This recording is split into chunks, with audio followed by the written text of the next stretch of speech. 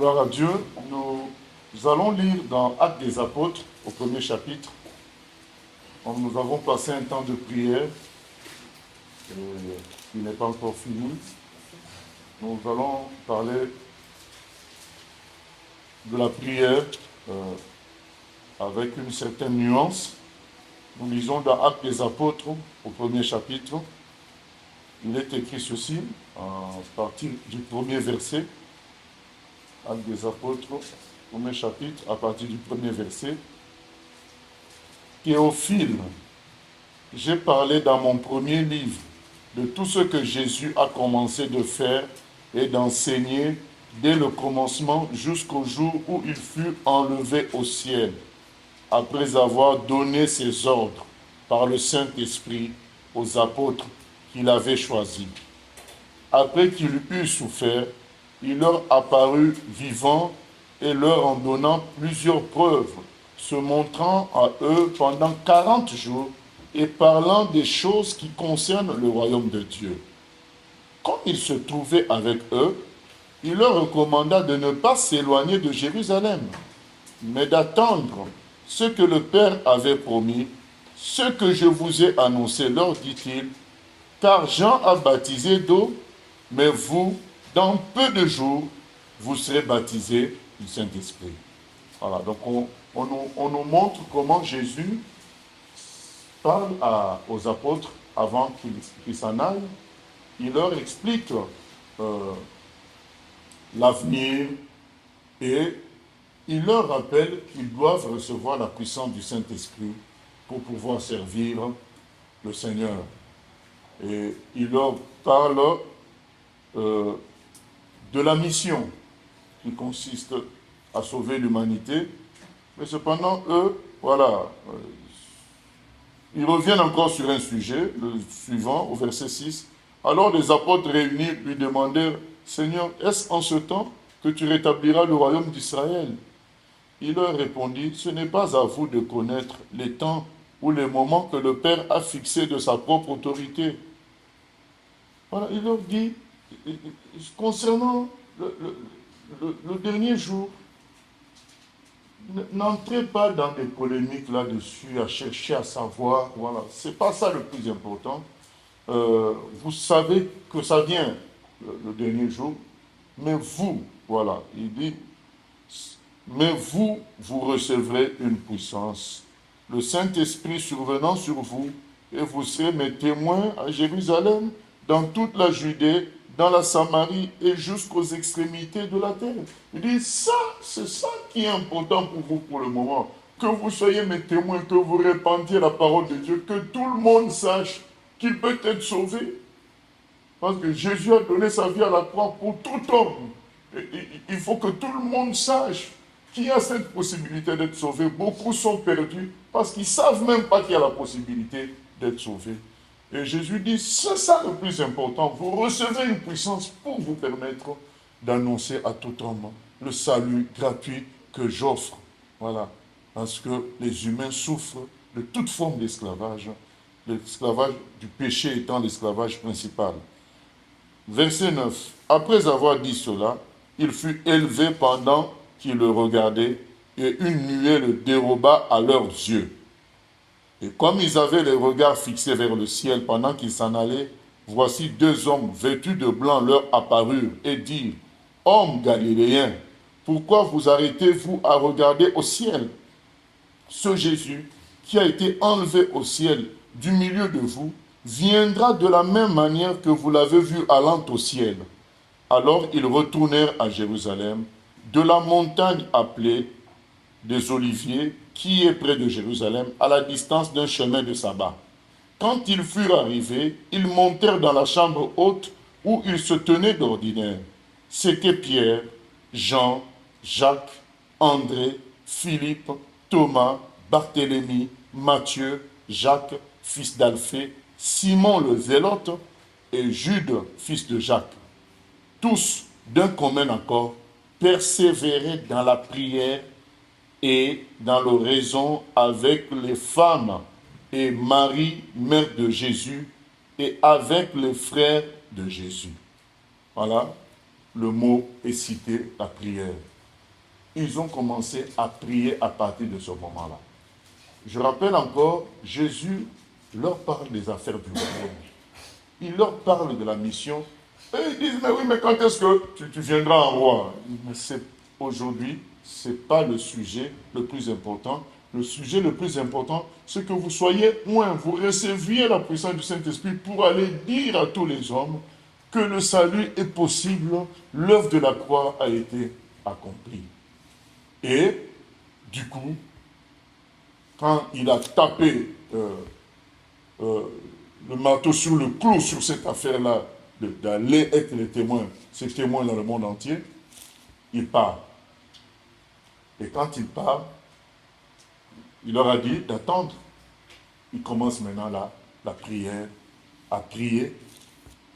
Vous voyez maintenant que finalement, leur prière, vers quoi ça allait être dirigé. Parce qu'ils ont eu un entretien. Jésus leur expliquait les choses, mais eux, ils sont revenus sur un détail qui n'était pas le plus important. Jésus réexplique encore, dit, mais le plus important, c'est que vous allez faire de toutes les nations des disciples, que vous soyez mes témoins dans le monde entier. Et vous imaginez, nous imaginons que quand Jésus s'en va, le sujet de leur prière maintenant, puisque on leur a parlé 2 fois de la même chose, ils ont commencé certainement à prier concernant ce que Jésus leur donnait comme instruction liée au fait d'annoncer la parole, de témoigner dans le monde entier.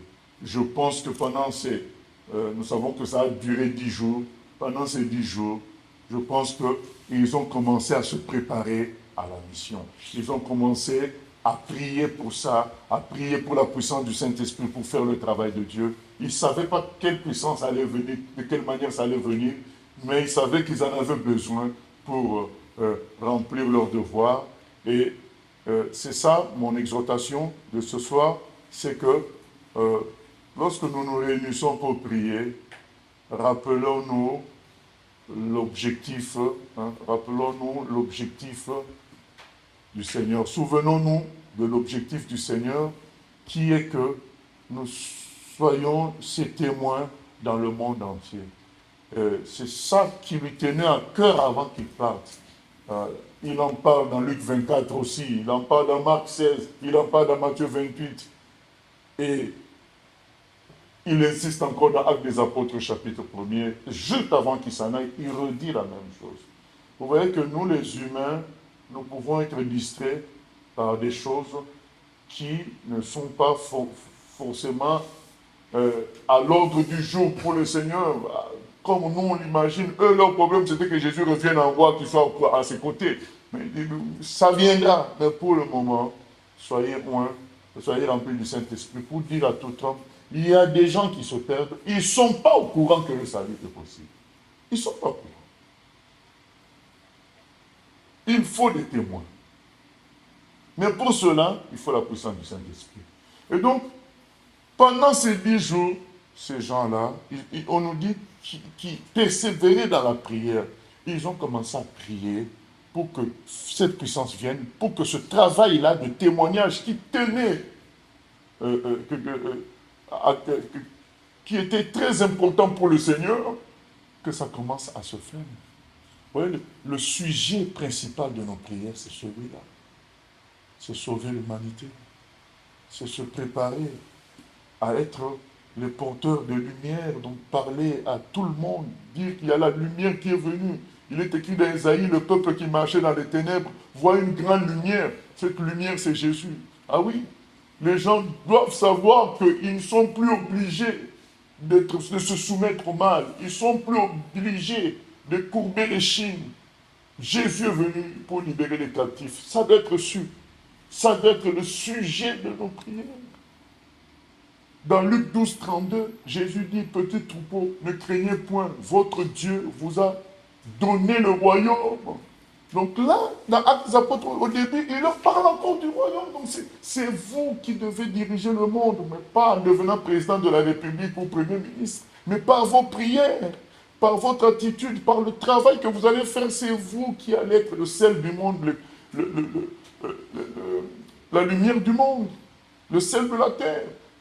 Il leur a expliqué tout ça dans Actes au début, mais eux, ils sont revenus encore avec la question du règne. Ils disent, le règne viendra, mais ça, c'est le Père qui fixe les choses. Pour le moment, vous, concentrez-vous sur le règne de l'évangile. Donc, annoncer l'évangile. Je me souviens de mon ami Paul.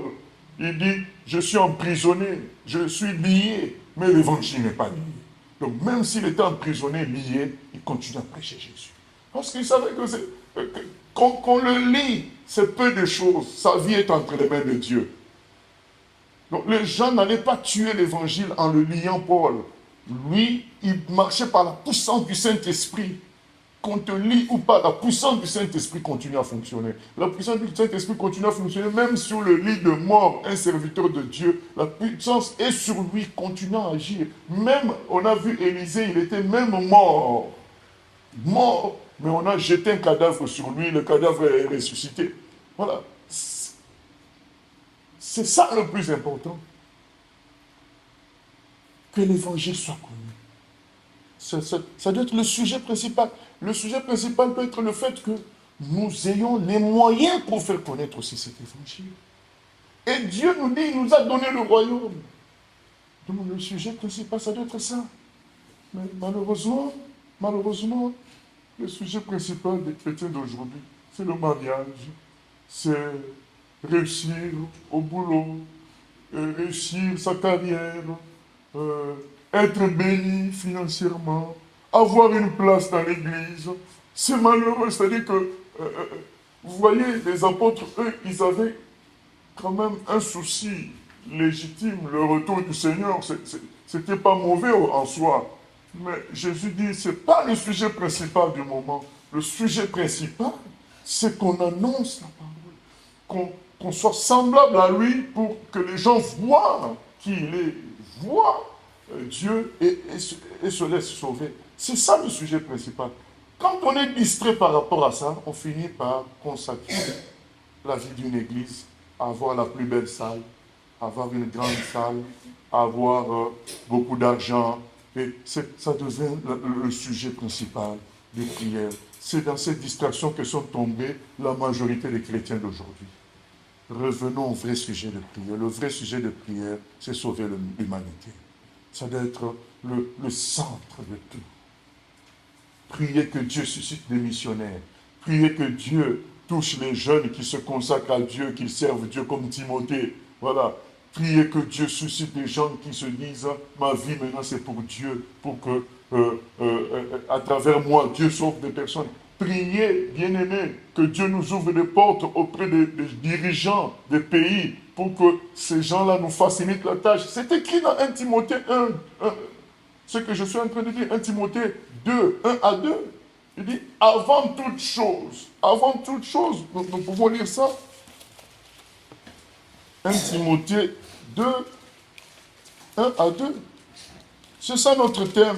Qu'est-ce qu'il faisait pendant ces 10 jours? Il faisait ce qu'on est en train de dire là. On va lire là, 1 Timothée 2. Il est écrit 1 à 2, 1 Timothée 2, 1 à 2. J'exhorte donc, avant toute chose, à faire des prières, des supplications, des requêtes, des actions de grâce pour tous les hommes, pour les rois et pour tous ceux qui sont élevés en dignité, afin que nous menions une vie paisible et tranquille en toute piété et honnêteté. Cela est bon et agréable devant Dieu notre Sauveur, qui veut quoi? Qui veut que tous les hommes soient sauvés et parviennent à la connaissance de la vérité. Il dit, vous devez faire des prières pour tous les hommes pour qu'ils soient sauvés et parviennent à la connaissance de la vérité. Mais les rois peuvent faciliter la tâche. Vous devez prier à la dimension royale pour que les autorités vous aident, vous facilitent la tâche, même inconsciemment. Vous avez cette grâce-là, vous avez cette autorité-là dans la prière. Prier dans ce sens-là, ça doit être nos sujets principaux. Que le Seigneur touche les autorités du pays. Que le Seigneur nous ouvre des portes pour avoir des locaux, travailler beaucoup plus facilement. Que le Seigneur nous ouvre des portes pour que, à travers les médias, nous puissions atteindre l'humanité, qui nous ouvre des portes des radios, de télévision où nous pouvons dire, annoncer gratuitement l'évangile. Que le Seigneur nous ouvre des portes pour que nous soyons exemplaires dans la bienfaisance. Voilà, ça doit être le sujet de prière principal de nos réunions. C'était ça qui tenait à cœur, qui tenait au cœur du Seigneur. D'accord, je vais revenir. D'accord, le royaume de Dieu arrive. Le jugement dernier arrive. Mais pour le moment, prenez possession de ce monde par l'évangile. Prêchez l'évangile. Bien aimé, je suis d'accord avec vous que tout le monde ne va pas se convertir. Il y a des gens qui résisteront. Mais notre mission, c'est ça que nous devons regarder. La mission que le Seigneur nous laisse, c'est de faire de toutes les nations des disciples, c'est d'annoncer ses paroles. C'est ça le sujet de prière principal. Tous les écarts par rapport à ça, ça a produit ce qu'on voit aujourd'hui. Vous allez voir un pasteur en train de prêcher, on vient lui déposer des billets d'argent, comme les musiciens du monde. Ça a produit ce qu'on voit aujourd'hui. Ou dans l'église, il y a des combats pour les postes. Ça a produit ce que nous voyons aujourd'hui. Parce que, vous savez, quand on est dans la vérité, quelqu'un ne va pas chercher à prendre ta place. Hein. Vous savez, quand le frère Paul se retrouve en prison, qui va être jaloux de lui pour aller prendre sa place en prison? Personne.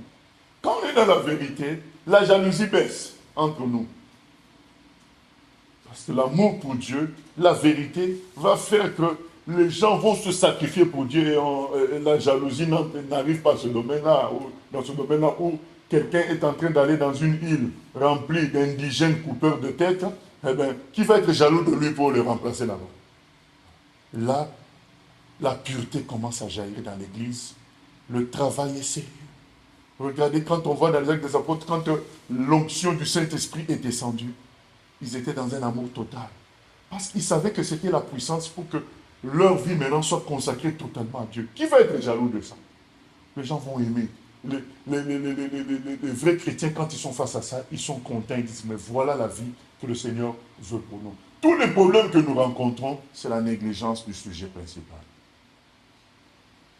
Revenons au sujet principal. Le sens de notre vie, c'est être un instrument de Dieu pour le salut des autres. C'est ça le sens de notre vie. Vous savez, notre vie est courte.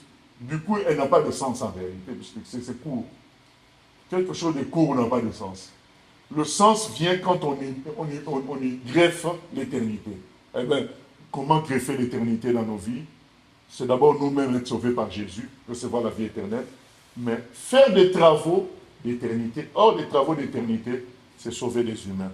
Parce que tout ce qu'on peut faire sur terre, embellir la terre, nettoyer la terre, est vain, puisqu'un jour ça sera détruit. Mais les âmes que nous sauvons ne seront pas détruites. Elles iront au ciel éternellement. C'est là le sens de la vie. Faire des travaux éternels. Mais ça demande à ce que nous nous remettions en prière pour ça. Seigneur, dispose-nous à te servir. Seigneur, suscite de vrais ouvriers de vérité qui comprendront que le vrai but de notre séjour sur terre, c'est être comme Jésus, des instruments de salut pour les autres. Être comme Jésus, des instruments qui montrent qui est Dieu aux autres. Vous savez, une des questions que je me suis posée, c'était, mais pourquoi Jésus, dès qu'il montait au ciel, n'a pas fait directement descendre la puissance du Saint-Esprit, faire comme une sorte de remplacement, il monte, ça descend. Parce qu'il fallait ces 10 jours-là de prise de conscience de tout ce que je suis en train de dire. Il fallait ces 10 jours de méditation dans la prière, réfléchir, mais quand j'aurai la puissance du Saint-Esprit, c'est pour avoir une Rolls-Royce ou bien pour que j'amuse, pour peut-être investir dans une radio chrétienne qui va annoncer la parole de Dieu. C'est ça. C'est que ces 10 jours-là servaient à cela. Dieu bien-aimé, dans nos temps de prière, que nous puissions méditer à quoi nous servent tous les moyens que Dieu nous donne. Nous voulons faire quoi? La route est fixée par le Seigneur.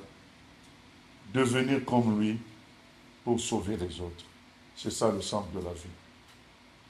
Tout le reste passera. Alors que ce soit le sujet de nos prières, ayons l'autorité dans la prière.